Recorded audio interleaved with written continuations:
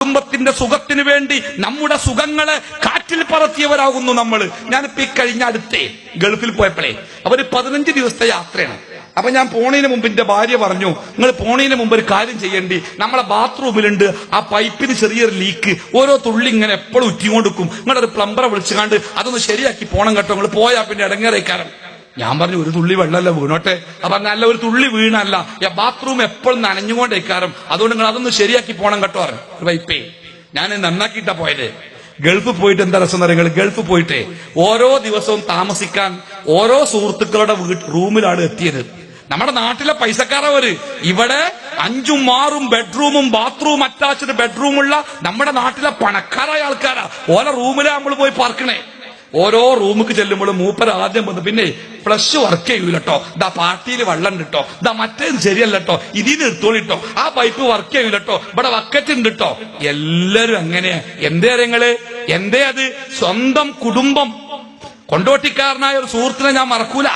അയാൾ ഒരിക്കൽ എന്നോട് പറഞ്ഞു, ഗൾഫിൽ ചെന്നപ്പോ, ഉസ്താദെ ഇന്ന് താമസിക്കാൻ ഞങ്ങളെ കൂടെ പോന്നൂടെ? ആയിക്കോട്ടെ, എവിടെങ്കിലും പോയി പാർത്താ പോരെ. അങ്ങനെ മരുഭൂമിയിൽ കൂടി 10-30 കിലോമീറ്റർ ഉള്ളിലേക്ക് സഞ്ചരിച്ച് ഒരു ലേബർ ക്യാമ്പിലെ എത്തിപ്പെട്ടെ. ഒരു റൂമിൽ 6-7 ആൾക്കാർ താമസിക്കുന്നുണ്ട്. ചൂട് AC ഇങ്ങനെ വെറുതെ ചുമരുമ കടന്ന് കൃന്ന് പറയല്ലാതെ ഒരു തണുപ്പ് അതിനില്ല. ഞാൻ ആ റൂമിൽ കടന്ന് വേർത്ത് നേരം വെളുക്കോളം ഞാൻ ഉറങ്ങിയിട്ടില്ല. മാത്രല്ല, നേരം വെളുത്ത 11 ഒരു ദുരന്തം.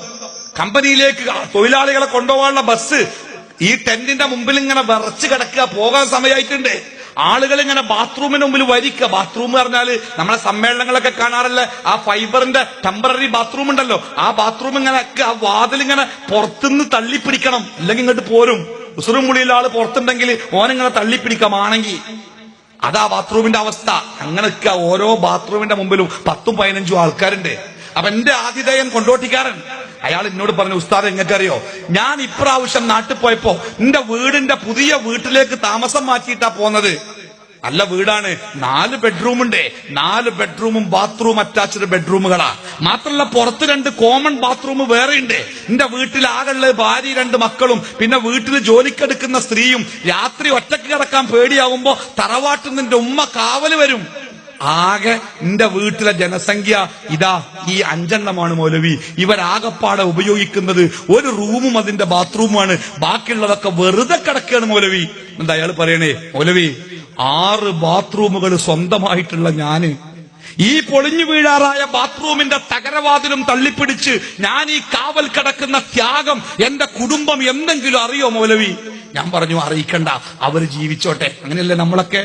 അത് അറിയിക്കാതെ ആർക്കാ ധൈര്യമുള്ളത്? ഇന്നിപ്പോ ഈ മൊബൈൽ ഫോണും അതേപോലെ മാസത്തിൽ അങ്ങോട്ടും ഇങ്ങോട്ടും വരവൊക്കെ ആയപ്പോഴല്ല. പണ്ടൊക്കെ പോയാലേ 3 കൊല്ലം കഴിയാതെ സൗദിനോട് ചോദിച്ചാ അടിയാ നാട്ടിൽ പോട്ടെ. ആ കാലത്തൊക്കെ പോയ ആൾക്കാരെ കുറിച്ച് ആലോചിച്ച് നോക്കി. ആർക്കാ ധൈര്യമുള്ള? എയർപോർട്ടില്, കരിപ്പൂർ എയർപോർട്ടില് ആ ഗ്ലാസിന്റെ വാതിൽ അടയുമ്പോ ഒന്ന് തിരിഞ്ഞു നോക്കാൻ ധൈര്യമില്ലാത്ത എത്രയെത്ര സഹോദരന്മാർ.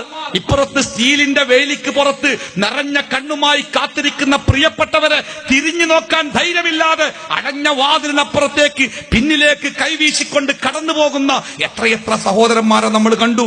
കല്യാണം കഴിഞ്ഞ് ആഴ്ച പോലും തികയുന്നതിന് മുമ്പ് പ്രിയപ്പെട്ട മണവാട്ടിയെ വാതിലിന്റെ പുറത്താക്കി കാട് പ്ലേറ്റ് കയറി മരുഭൂമിയിലേക്ക് പോയി കൊല്ലങ്ങൾക്ക് ശേഷം തിരിച്ചു വരുന്ന എത്രയെത്ര സഹോദരന്മാർ. എന്തൊക്കെ നമ്മൾ അനുഭവിച്ചല്ലേ. ഞാനും പണ്ട് കുറച്ചു കാലം പ്രവാസിയായിരുന്നു. അങ്ങനെ ഗൾഫിലെത്തിയ ഉടനെ പണിയൊന്നും വല്ലാതല്ല. അങ്ങനെ റൂമിൽ ഇങ്ങനെ അന്തം വിട്ടിരിക്കുന്ന സമയത്ത് പക്ഷെ രാവിലെ കട്ടൻ ചായ കുടിക്കുകയാണ്. അപ്പൊ കടിയൊന്നും കാര്യമായിട്ടില്ല. തലേന്ന് രാത്രി കൊടുന്ന് വെച്ച ഒരു കുബൂസ് ഇങ്ങനെ മരവിച്ച് കിടക്കുന്നത്. ആ കുബൂസ് മുന്നേ ഒരു കഷ്ണം എടുത്തുകാണ്ട് അതിങ്ങനെ ഒതുങ്ങണില്ല. അതുകൊണ്ട് കട്ടൻ ചായയിൽ ഇങ്ങനെ മുക്കിങ്ങാണ്ട് ഒതുക്കി അതിങ്ങനെ തിന്നുകൊണ്ടിരിക്കുക. അപ്പോഴാണ് നാട്ടിൽ നിന്ന് ഒരു ഫോണ്. അന്ന് മൊബൈൽ ഫോൺ സാർവത്രികമായിട്ടില്ല, ലാൻഡ് ഫോണൊക്കെ വരിക. അപ്പൊ ഫോണ് വന്നു. വിളിച്ചത് പെങ്ങന്മാരാണ്. അപ്പൊ എന്നോട് ചോദിച്ചു, കാക്കു എന്താ പണി? ഞാൻ വന്ന് ചായ കുടിക്കാണ്. എന്താ കടി? അല്ലാ ഹുബ്സാണ്. ഹുബ്സ്. ഒരപ്പം തന്നെ ഡിക്ഷണറി ഒക്കെ എടുത്ത് മറിച്ച് നമ്മളെ നാട്ടിലെ മണ്ടൻ ഡിക്ഷണറിയിലെ ഹുബ്സ് എന്ന വാക്കിന് പത്തിരി എന്ന അർത്ഥം കൊടുത്തിക്കണേ. കാക്കുവിന്റെ ഒരു ഭാഗ്യേ, എല്ലാ ദിവസവും രാവിലെ പത്തിരിയും ചായയൊക്കെ കുടിക്കല്ലേ. ഞാൻ പറഞ്ഞു, നിങ്ങളെ കാക്കു ഏറ്റവും വലിയ ഭാഗ്യ, ഇന്നെക്കാളും ഭാഗ്യല്ല ആള് സൗദി അറേബ്യയിൽ ഫാദരാജാവ് മാത്രമേ ഉള്ളൂ, പിന്നെ ഞാനാണ്. അതുകൊണ്ട് ഒരു വിഷമമാടെ സന്തോഷിച്ചോളി. എന്നും രാവിലെ പത്തിരിയും ചായയാണ് എനിക്ക്. ഞാൻ പറഞ്ഞു, അങ്ങനെ നാട്ടിൽ പോയപ്പോ ഞാന് 4 റിയാലിന്റെ ഹുബുസ് വാങ്ങി, നല്ല മിസറിന്റെ ഊമ്പിയുള്ള ഹുബുസ് 4 പാക്കറ്റ് വാങ്ങിയിട്ട് എന്റെ പെട്ടിന്റെ പുറത്ത് ഇങ്ങനെ മേലെ തന്നെ വെച്ച് കെട്ടി. എന്നിട്ട് ഞാൻ ഉമ്മാനോട് പറഞ്ഞു, വീട്ടിലെത്തിയിട്ട് രാത്രി എത്തിയത് ഉമ്മ രാവിലെ ചായക്ക് കടിയൊന്നും ഉണ്ടാക്കണ്ട, ഞാൻ ഗൾഫിൽ നിന്ന് പത്തിരി കൊടുക്കണ്. എന്താ തിരക്ക്, സുബൈക്ക് നീച്ചാത്തലൊക്കെ എണീറ്റന്ന്. ഞാൻ സുബൈക്ക് എത്തി വന്നപ്പോ വീട്ടിലെ ഡൈനിങ് ടേബിള് പെങ്ങന്മാരെയും കുട്ടികളെയും കൊണ്ട് നിറഞ്ഞിക്കണ്. ഞാൻ എല്ലാരെയും അടക്കി ഇരുത്തി പെട്ടിയൊക്കെ തുറന്നിട്ട് കുബൂസിന്റെ പെട്ടിങ്ങനെ പൊളിച്ചിട്ട് ഓരോ കഷ്ണം ഇങ്ങനെ എല്ലാവർക്കും കൊടുത്ത്, ഇതിങ്ങനെ കടിച്ചിട്ട് കുരങ്ങി ഇഞ്ചി കടിച്ചമാർക്ക് ഇരിക്കുക ഓരോന്ന്. ഇത് തിന്നാൻ പറ്റുമോ ചോദിച്ചു. ഞാൻ പറഞ്ഞു തിന്നാൻ പറ്റുമെന്നല്ല, ഇത് മുഴുവൻ തിന്നാതെ ഒന്ന് എണീക്കാൻ പാടില്ല. ഈ കണ്ട കോൺക്രീറ്റ് ബംഗ്ലാവുകളൊക്കെ, ഈ കാണുന്ന നാട്ടിലെ സുഖങ്ങളൊക്കെ ഈ കടലാസ് പോലത്തെ ഈ സാധനം തിന്ന് അതിന്റെ പേരിൽ അനുഭവിച്ച ത്യാഗത്തിന്റെ വേർപ്പാണ് ഈ വളർന്നു വന്ന കൊട്ടാരങ്ങളൊക്കെ. അതുകൊണ്ട് തിന്നിട്ടേ എണീക്കാൻ പാടുള്ളൂ, മുഴുവൻ തീറ്റിട്ടാ ഞാൻ വിട്ട്. അതൊരു വാശിയോട് തിന്നണമെന്നില്ലേ അല്ലേ? നോക്കിങ്ങള്, ഇതാണ് നാം ജീവിക്കുന്ന ലോകത്തിന്റെ അവസ്ഥ.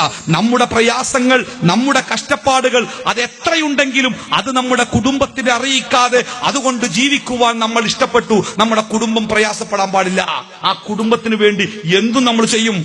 നോമ്പ് തുറക്കാൻ വേണ്ടി എന്റെ നാട്ടിലെ പണക്കാരനായ ഒരാളെ വീട്ടില് ഞങ്ങളൊക്കെ നോമ്പ് തുറക്കാൻ വേണ്ടി ഇങ്ങനെ ഇരിക്കുക. എന്റെ അടുത്തുള്ളത് നാടൻ പണിക്കാരനായ ഒരു സാധു മനുഷ്യനാ എന്റെ അടുത്തിരിക്കുന്നത്. പാവം മനുഷ്യനാ അയാൾ, എന്റെ അടുത്തിരിക്കുന്ന അയാളാ.